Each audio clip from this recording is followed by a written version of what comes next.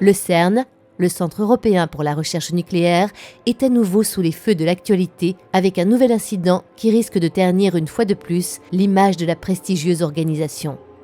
Il faut savoir que depuis l'affaire de la disparition d'un physicien aspiré par un mini-trou noir engendré par le grand accélérateur de particules, les ingénieurs du CERN travaillaient sans relâche pour recréer les conditions de l'expérience permettant de faire réapparaître le malheureux scientifique projeté bien malgré lui dans l'hyperespace. À ce sujet, les chercheurs ont-ils mesuré tous les risques que présentait leur périlleuse expérience ? Dans leur vaine tentative, ont-ils eu conscience qu'ils jouaient aux apprentis sorciers en s'aventurant imprudemment sur les terres inconnues de la physique cosmologique ?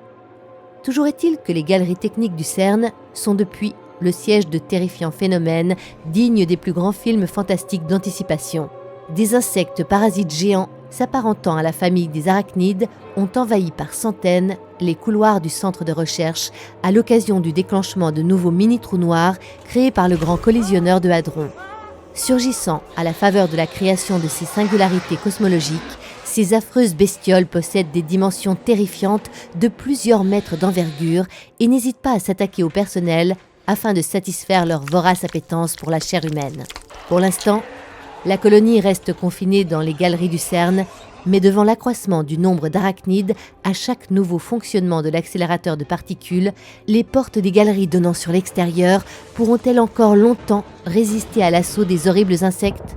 Il est regrettable de constater que cette invasion valide malheureusement les rumeurs les plus folles circulant sur Internet et qui faisaient, on le rappelle, état de la création de trous noirs synthétiques capables de projeter notre planète dans des univers parallèles avec pour finalité l'ouverture des portes de l'enfer.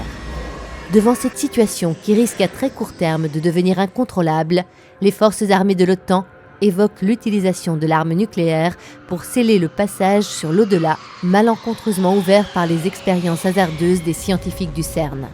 Ironie de l'histoire, qui aurait pu penser qu'un centre de recherche nucléaire allait être un jour atomisé par une ogive elle-même nucléaire ? Les physiciens du CERN restent dubitatifs face à cette solution extrême et proposent dans un premier temps d'avoir recours à des bombes insecticides plutôt qu'à des bombes nucléaires pour venir à bout des méchants insectes aliens.